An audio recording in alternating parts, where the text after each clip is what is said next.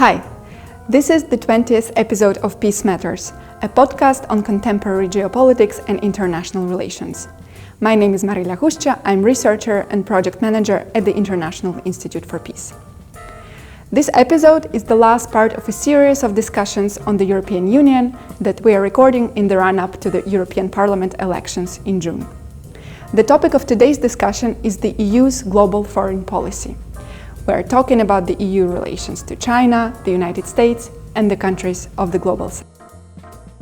My guests are Christos Katsioulis, Director of the Friedrich Ebert Foundation's Regional Office for International Cooperation, and Misha Glenny, journalist and writer, Rector of the Human Sciences Institute in Vienna.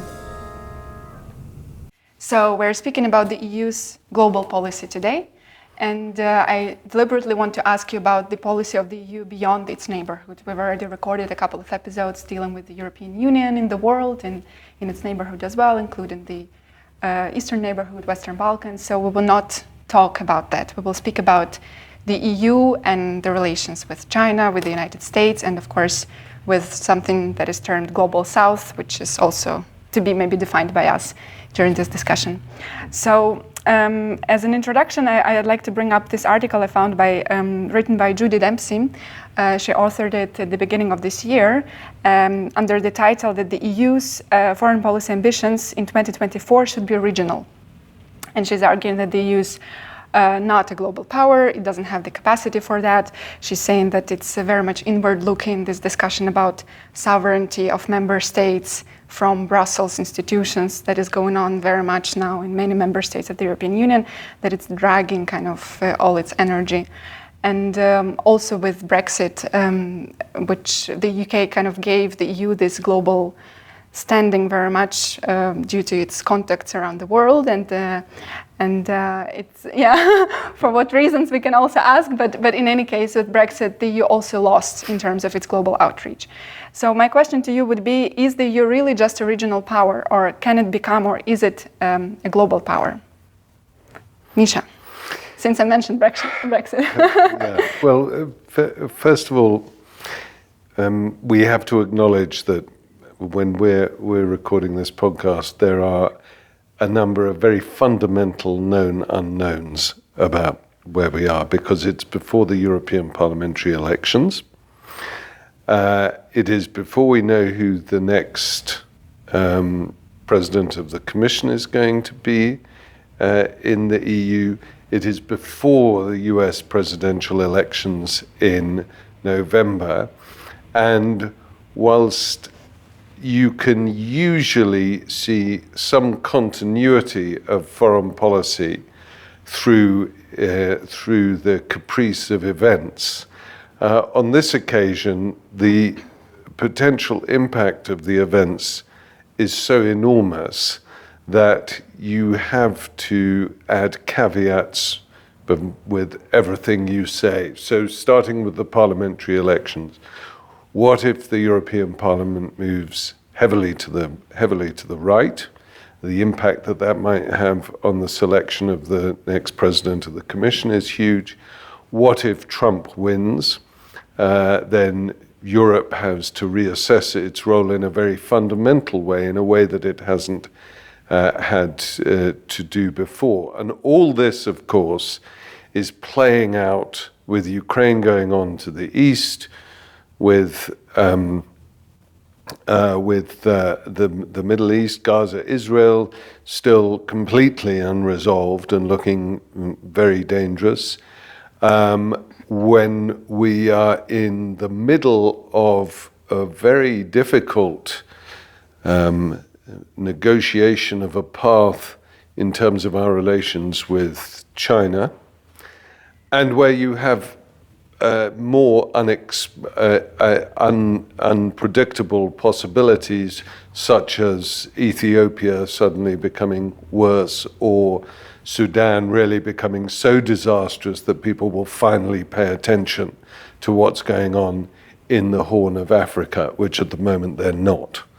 So it's very difficult to see how the EU will approach these major global policy issues right at the moment. So everything that Christos and I say today has to be loaded with caveats. I know that's a very long introduction, but I think it's an important one.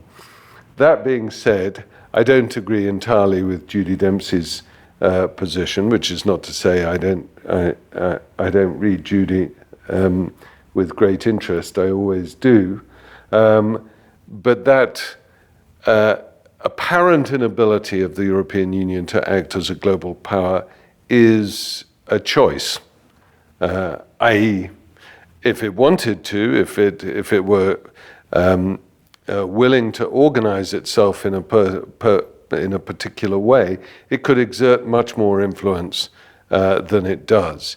It's certainly true, however, that when you look at the big global issues, it tends to trail behind the United States and China, and to some extent even Russia. So on the Middle East, we are barely a presence when a crisis happens. When a crisis happens, when there's not a crisis going on, the EU is quite active in the Middle East. But when something serious happens, it's the United States, it's Russia even, it's Qatar, it's Egypt, but it's not the EU.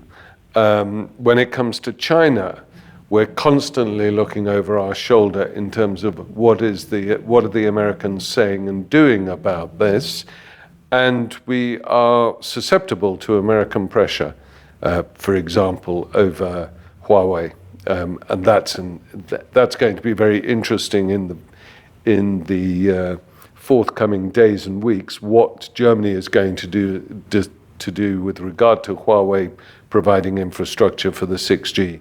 For the 6G network in Germany. So the EU is susceptible to pressure, and that's often why it looks as though it's unable to exert itself politically. But one should never underestimate what the economic power of 450 million consumers adds up to around the world. And so I'm looking to see how the EU responds to those known unknowns that I was talking about, such as the parliamentary elections, obviously, which is internal, such as who is going to be the next president of the Commission, and such as US elections and how things develop in the Middle East and how things develop in Ukraine. Right. So we shouldn't underestimate the EU, but still it somehow gives this impression that it's not entirely leading its way in the It's obviously not coherent, and we know why it's not coherent. And that would be because we all have, each EU member, I'm a European, although I sound British, I am British. I'm also a citizen of Ireland. So we all have different foreign policies. We know that. We pursue different foreign policies, and so that makes it obviously extremely difficult for the EU to have coherent positions on big events. Yeah, that would actually be my next question when we speak EU's foreign policy. Who do we mean actually by that? Because we know we have some competences allocated to the European institutions. Then there is also member states who aren't really that willing to give their, let's say, veto power on certain things and so on. So Christos, maybe can you comment on that? This sharing of competences between member states and the European institutions, is it an asset or a drawback? Why is it so? And if you have any comments on the previous question as well about the EU being regional or global power, feel free to add. Oh, I'd have lots of comments, to be honest, but that would lead us in a different direction. I also disagree with Judy's assessment about the EU not being a global power, but just a regional power. Because it depends. Sometimes the EU is not even a regional power, and sometimes it is a global power. When we look at, for example, the COP28 negotiations, the EU had a coherent position. They were focusing on a common aim, and then the EU is perfectly able to shape global events, and this is, for me, how I would define a global power. the question you put of this kind of hybrid polity being an asset or a drawback, the answer is it depends. Because sometimes the European Union, in this complicated form it's acting, we have the Commission, we have the Council, and we have the 27 member states, and then we have also sometimes associated states like Norway, or even a cooperation with the UK when it comes to Ukraine, for example. That's an asset because it allows us to influence actors in a different way with different accesses. If you look, for example, to Latin America, the possibility of Spain or Portugal to understand developments, to find the right pressure points in these political systems, to shape things the way it's helpful for the European Union, are far better than if you took Finland or Poland, for example. And that works in other regions in a different way.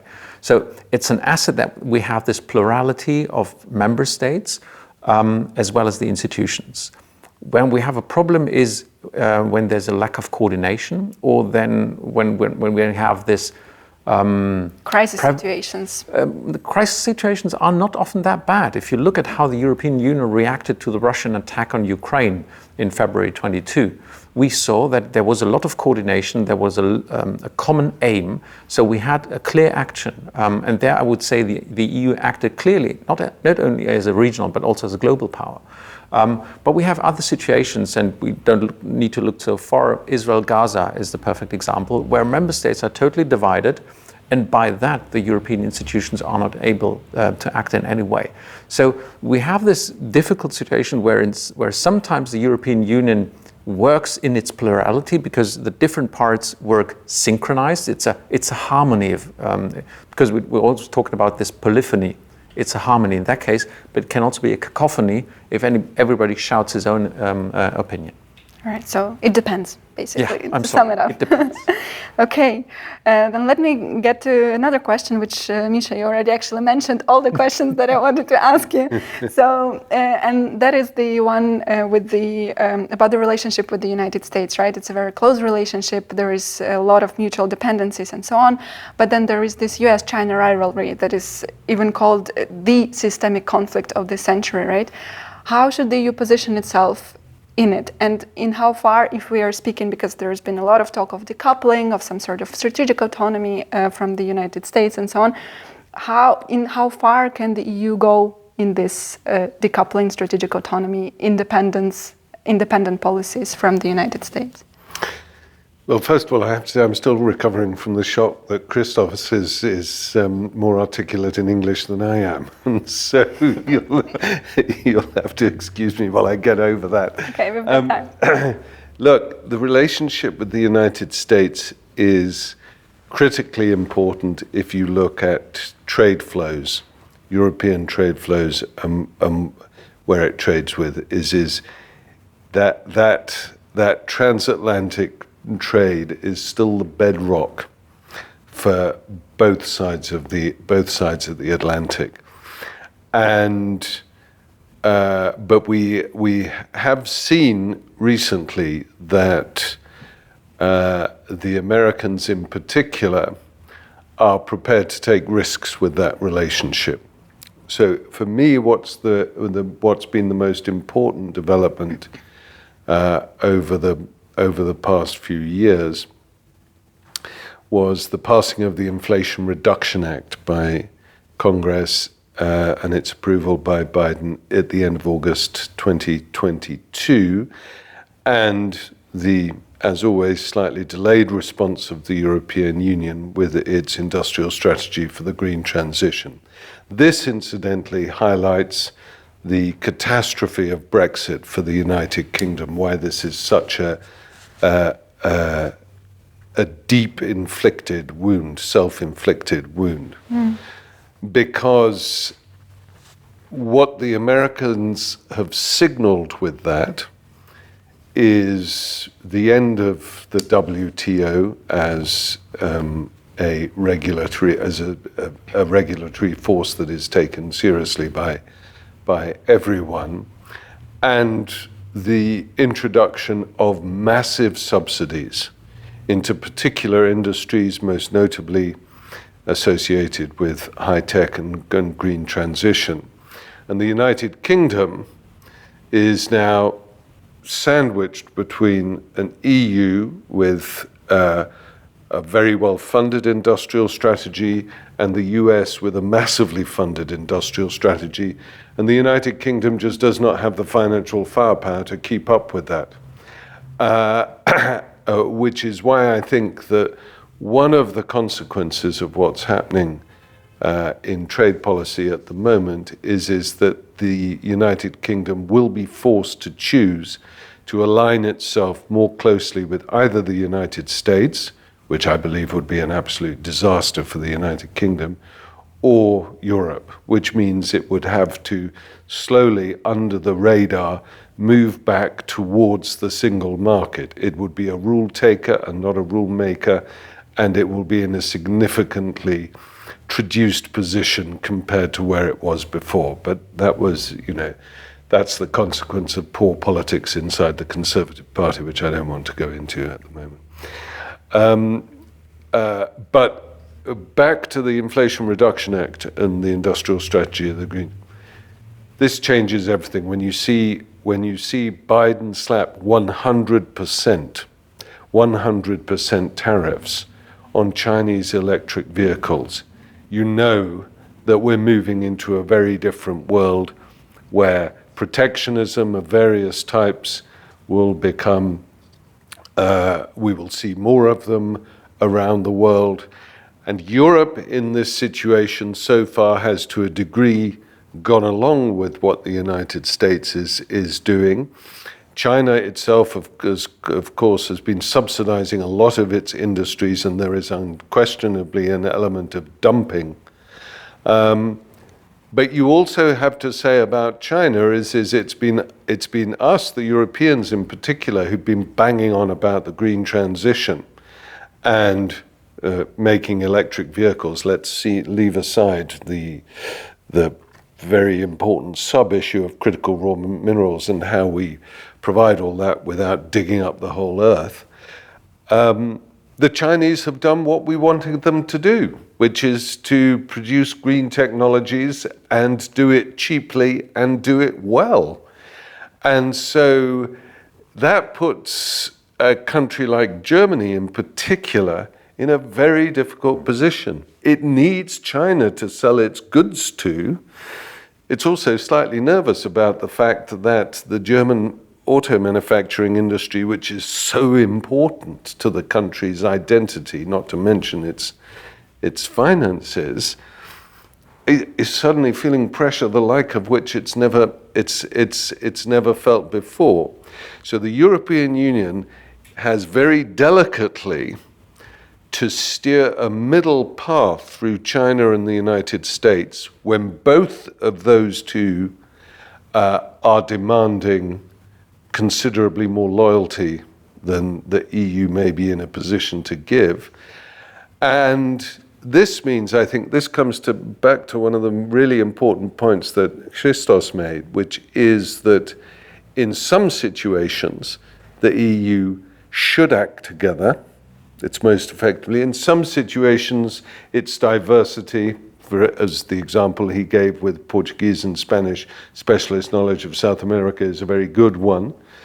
In some situations, it should act in a more diverse way.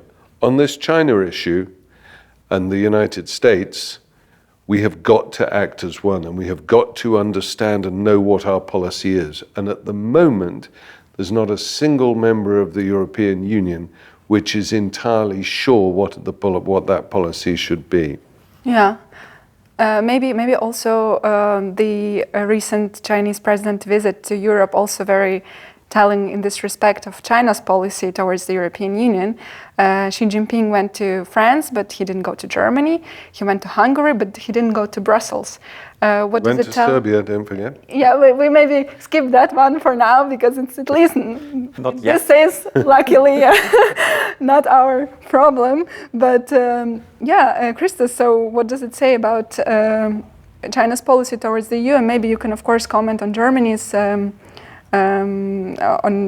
policy towards China. There was this China strategy adopted last year, which speaks about de-risking of German technology businesses from dependency on China? Yeah, there's a lot to unpack. Let me first comment on your choice of words, because you said decoupling from the United States, and I was a bit puzzled about that, because I thought, okay, decoupling is something we do against China. We decoupled from Russia, but against the United States or towards the United States, there was the question of making us a bit more independent, and that would be a first step. Because, and I need to add that to the whole things Misha mentioned on economy. We have also a different relationship with the United States when it comes to security, and there's a trade-off to make. Right now, the United States are the leadership country when it comes to support of Ukraine, and they are the final guarantor of European security. And there might be a price to pay for that. And that comes in terms of how we align ourselves with the United States or China. It might constrain our ability to find a middle path, as you said. When it comes to China and this careful choosing of travel routes through Europe, this is not new, to be honest. And it tends to highlight the vulnerabilities of the European Union, because we don't have a common position, as Misha just said. And the Chinese are very good in exploiting that.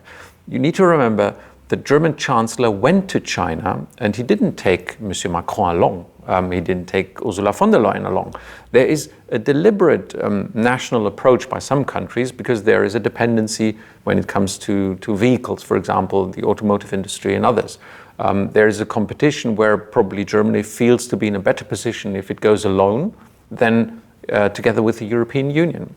And the Chinese tend to exploit these vulnerabilities. They did it also before. If you remember, during the Euro crisis, all of Europe was forcing Greece to sell assets, and the Chinese bought the main port in the Mediterranean. Piraeus. Yes. So right now, the biggest and most important port in the Mediterranean that is inside the European Union is owned by a Chinese state-owned firm.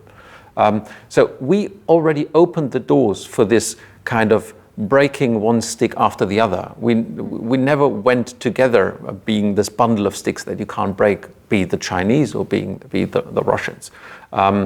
And the current situation and the current strategy debate started by Ursula von der Leyen about de-risking, decoupling, member states trying to induce different words and adjectives in the strategy, makes it very difficult towards to have a foreign policy or a strategy towards China, which is acting as it's an autocracy, it's a party dictatorship. They have a very clear strategy, and we have not one. And this is, from my point of view, the main difficulty. And Xi's visit just highlights that. What about Germany's strategy towards China? It's an issue inside the German governing coalition, and that is also illustrating the different pressure points we have in our open democracies. We have parties that try to protect jobs, we have parties that try to be as independent as possible, and we have parties that try to have as much growth and wealth as possible. And these parties govern together. To forge a common strategy between these three parties is extremely difficult. And I just talked to some people inside this government, and it's very, very, very hard on these people as well. But if you already have in just one state difficulties to have a common strategy in China, imagine between 27 member states with electoral cycles that are not synchronized. Mm-hmm. So every time there's somewhere in Europe an election that can be exploited.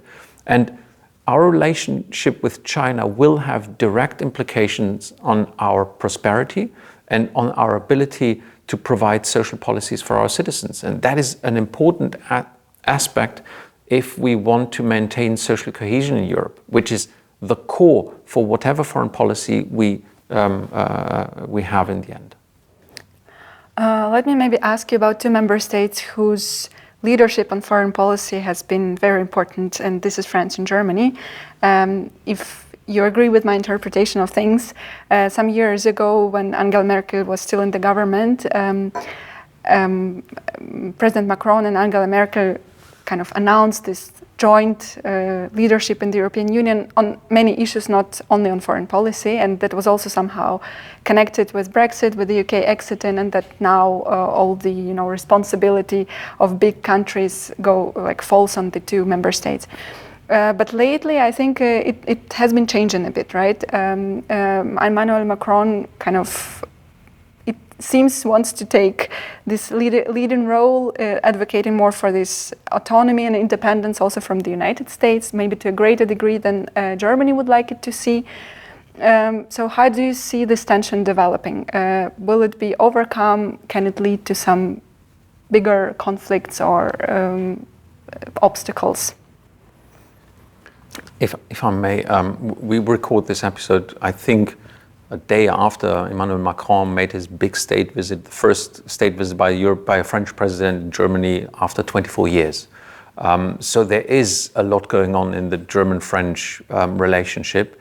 But a lot of things have changed since this wonderful announcement by Angela Merkel and Emmanuel Macron. The Ukraine, the Russian war against Ukraine has changed dynamics in Europe.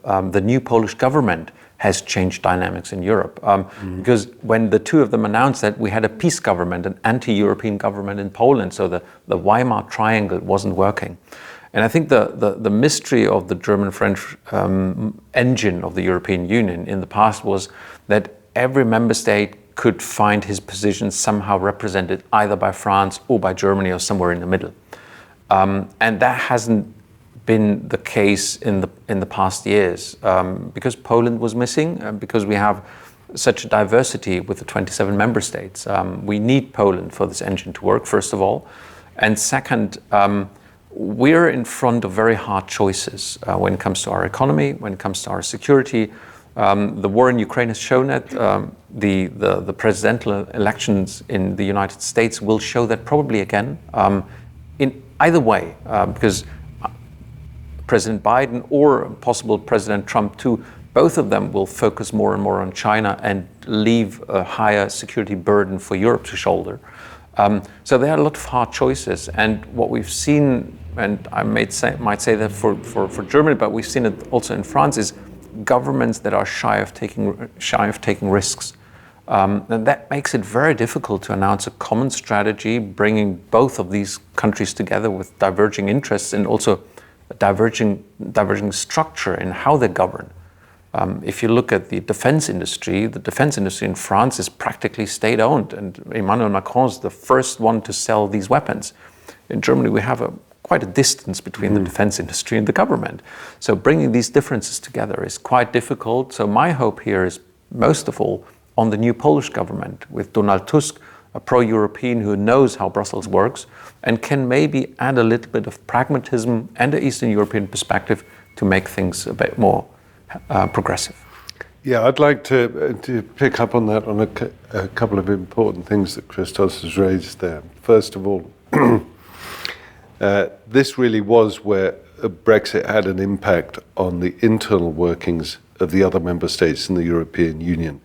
Is that countries, particularly the Scandinavian countries, but the Dutch to an extent as well, and some of the East European countries, they saw Britain as a balance between France and Germany that sort of rationalized the debate between France and Germany and meant that it never got out of hand to the disadvantage of those smaller states. If you go to Sweden or you go to Denmark or you go to Holland and talk to people about what they think about Brexit, they are so furious with the British for having done this. And what's really interesting about what Christos is saying is how Poland, in some respects, is beginning to assume that function, with the proviso, of course, that you have a Donald Tusk government and not a peace government. And it's actually a remarkable demonstration of how power has shifted in the European Union, that Poland has become so important. Now, what is happening between France and Germany goes back to another point that Christos made, which was about the lack of synchronicity between electoral processes in the European Union. Macron is looking primarily from a French perspective, but sometimes with a European hat on. And about a year or so ago, he got spooked that the United States could leave Europe in terms of security. So you saw this very sudden shift in Macron's position on Ukraine, where for a long time he was very reticent to get involved in this, almost a sort of, faraway place of which we know little. And all of a sudden, within weeks, he's talking about putting French boots on the ground, which is an extraordinary turnaround. And this is because of his fear that America is now making a strategic decision about Europe, whether it's through Trump or Biden, but obviously Trump being the great danger. We don't know. Meanwhile, in Germany, you have a fractious coalition, a fractious social democratic party, Greens aligning sometimes with some members of Scholz's leadership, but not others. You have an FDP minister who has outsized influence because of his brief, and this is leading to a stasis within decision making in Germany that will break within a year or so. But until that point, it is very hard for Macron and Scholz to come up with coherent positions, particularly on the really critical issue of Ukraine. And so I think what they were doing with Macron's speech was a way of sending a signal that they are working on coherent consensual politics together, that they appreciate that they haven't got it right yet because of all of these other factors. But I think there is an element, it reflects an element of deep worry in both France and Germany that things are, that there are some very disturbing things which they can already see coming down the line. Yeah.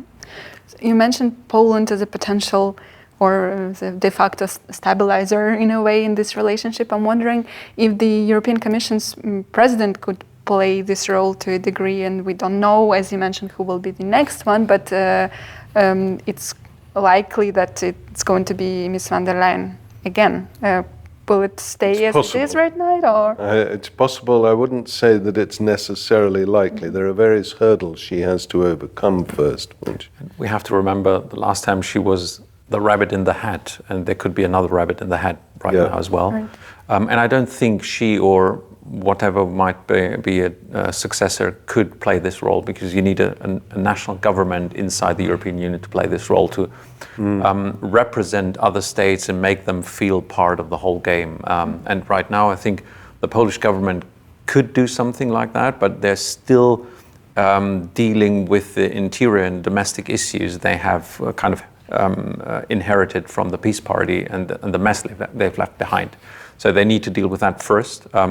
And the second point I wanted to make, we could disagree a lot on the fractious Social Democratic Party and the stasis in German politics, but what we have also in this German-French relationship is a different approach to politics. You have a very announcing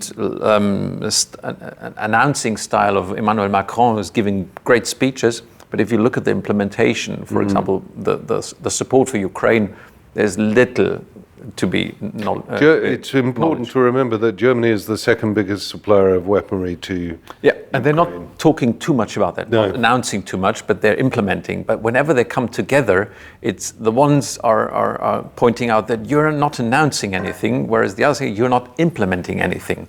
And we need to synchronize that a bit more to go forward. So one can announce and the other implement. This is how it works right now. Who gets the profit then? Yeah, that's true. Well, but let us switch maybe to the global south. It's a huge array of countries that allegedly fall under this concept, and they include Latin American countries, African countries, the Asia Pacific.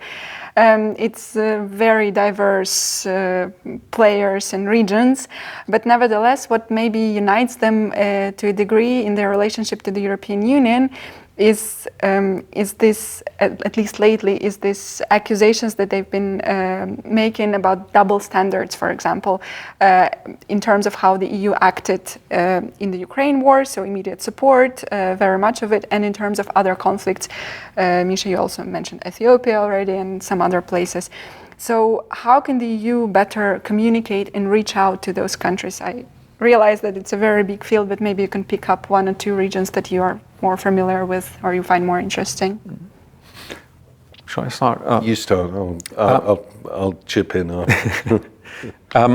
I think we need, first of all, we need to acknowledge that we have double standards, in fact.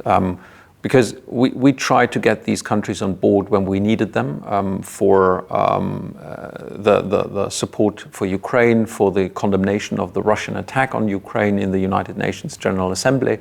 But we didn't do anything similar when we have wars in Sudan, in Yemen, and other countries. So there are double standards, and we need not to better communicate, we need better policies to deal with that. For us, and this is something we need to very carefully discuss amongst ourselves, the so-called liberal world order is a playing field that is working for us. It's not a level playing field. It's not working for the countries of the so-called global south, and we need to rectify these issues. And one of the aspects where I would focus on as the European Union is how to deal with the climate crisis. We need to have these countries on board to mitigate and even to kind of reduce the effects of the climate crisis. So we need to offer them damage funds. We need to offer them a lot of support to have the ability to deal with the climate crisis themselves and help us also reduce CO2 emissions. This is for me the key area where these countries need to see that for us, there are no double standards in we need first your support and then you get our funds in these issues. It's something where we're all in together and where it can be clearly seen every year at the COP negotiations what we are doing for these countries. There was a first step done last year at the COP28, but there needs a lot more to be done, and we also need to take care of these issues inside the European Union. The Green Deal was a step forward by the European Union, but what we've seen and what we will see probably after the European Union Parliament elections, that we will step back from the very progressive aims we had in the Green Deal. And by that, we'll show to these countries, look, it's your problem, we won't deal with that. We will maintain our standard of living as long as we can, whatever happens to you.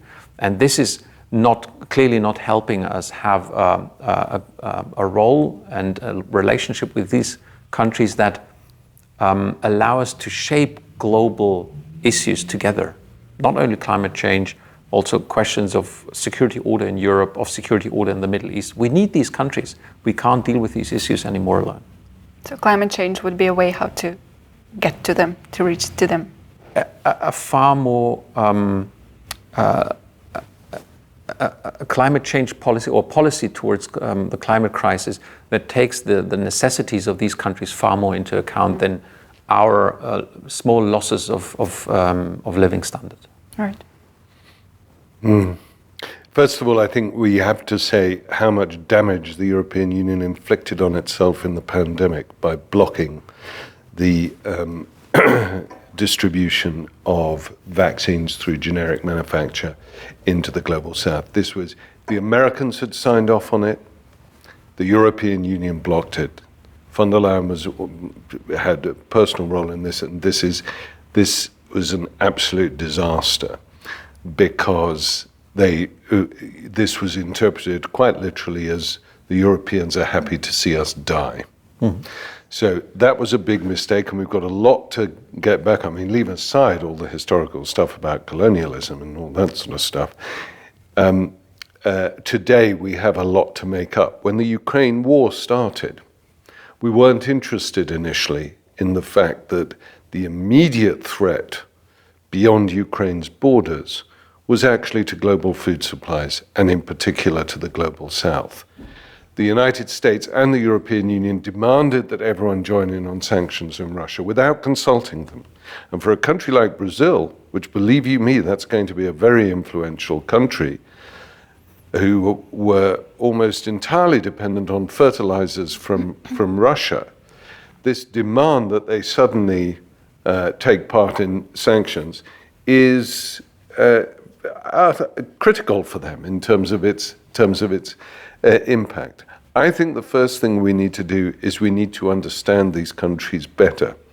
We need to put more intellectual effort, we need to put more policy effort, more political effort in order to understand where they're coming from, so that when it comes to the Middle East, for example, we're not surprised that South Africa goes to the International Court of Justice. And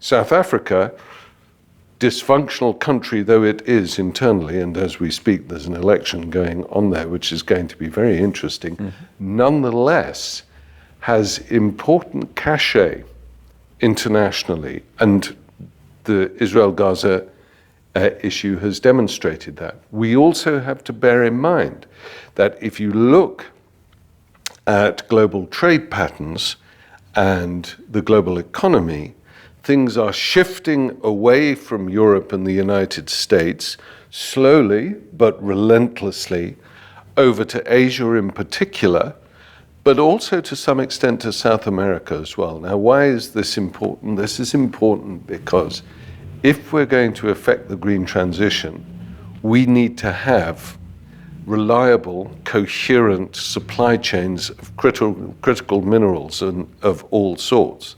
And what the Europeans haven't been noticing as they go for their usual not in my backyard, their NIMBYism in terms of digging up minerals in the European Union, is that Chile, Zimbabwe, Indonesia, and other countries are nationalizing their critical minerals.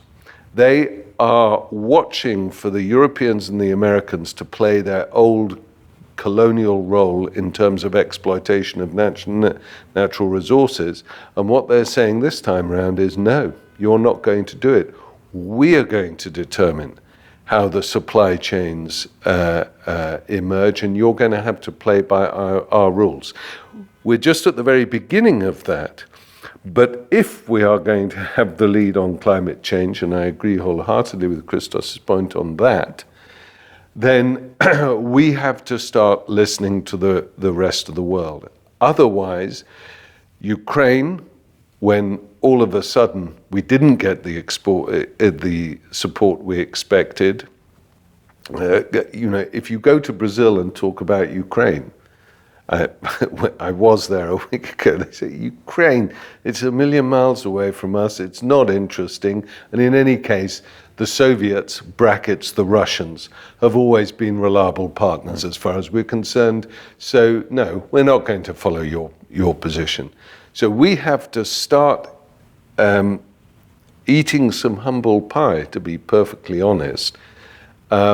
And we have to start listening to what the South is saying. It doesn't mean that you have to agree with them and do what they're demanding, but it means you have to engage with them on their own terms and not with the shadow of colonialism, again, which is largely a British and French thing, but as far as the global South is concerned, Europeans are all the same.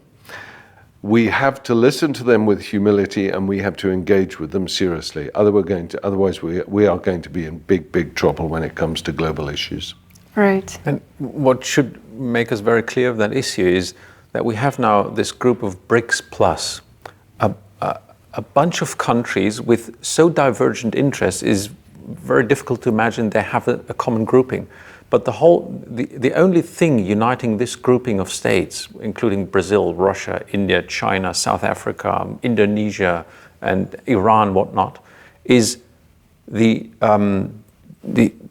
dissatisfaction with the world as it is now, this kind of Western domination of world order.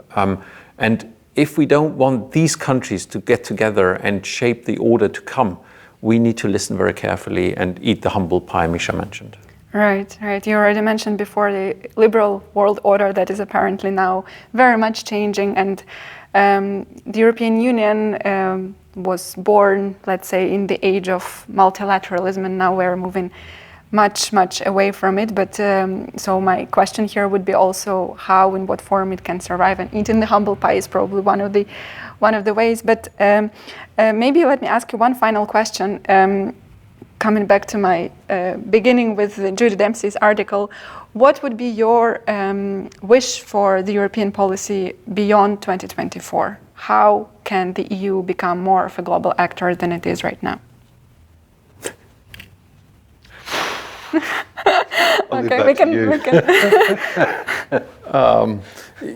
In the very beginning, Marilia mentioned that we're not talking about enlargement, but I need to come back to that because I think for the European Union to make clear that the promises of the European Union are to be fulfilled, enlargement needs to become a reality. This promise we have given to the countries of the Western Balkans, as well as Ukraine, Moldova, and Georgia now, need to become some kind of reality. That would make clear that we stand to what we say, and this would be the first step to shape things in our direct neighborhood, and that makes you credible as a country or a power that shapes also things on a global order. And the second thing I also already mentioned is a more coherent and fair policy on climate crisis, taking into account the interests of the global South. I think that's an avenue we need to take, and that makes us also different from China and the United States. And the United States, exactly. Right. Yes, I would agree with that. And I also agree that we have to come back to internal organization and the issue of enlargement. I mean, I have a sort of, special plea when it comes to the Western Balkans, because I've been watching them there sitting, listening to all of these promises which never come through. And it damages the EU's credibility, not perhaps in the eyes of the voters of Holland or France, but in the eyes of the rest of the world, and certainly the European Union's neighbors. And this is something that a country like Russia has understood how to exploit very successfully for very little political or indeed financial cost on its part. And again, Christos made a very important point about China buying up Piraeus, the port located next to Athens.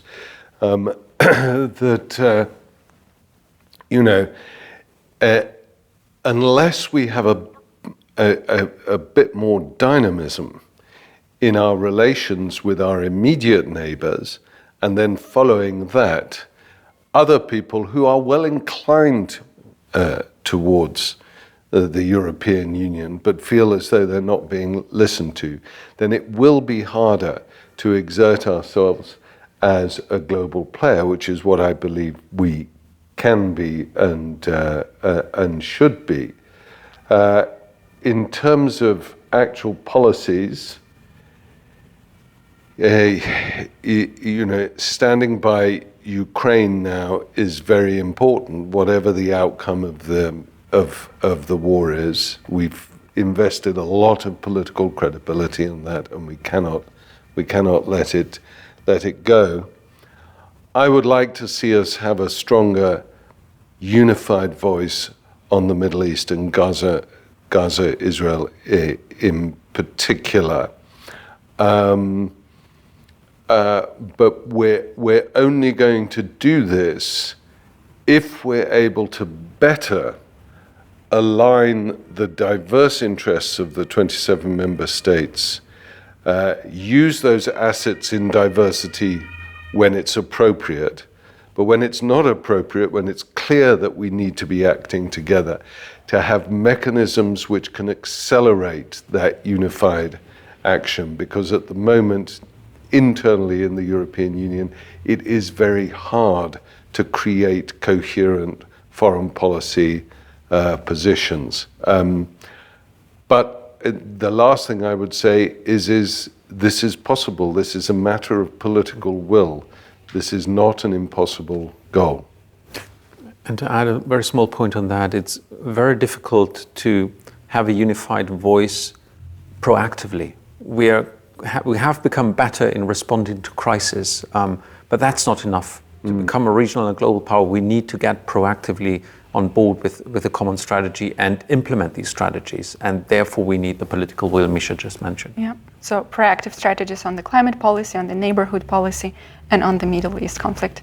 Thank you so much for your excellent insights. Thank you. Thanks for hosting us. This was episode 20 of Peace Matters. I hope you found it interesting. If so, follow us on social media, subscribe to our channels, and stay tuned for future discussions.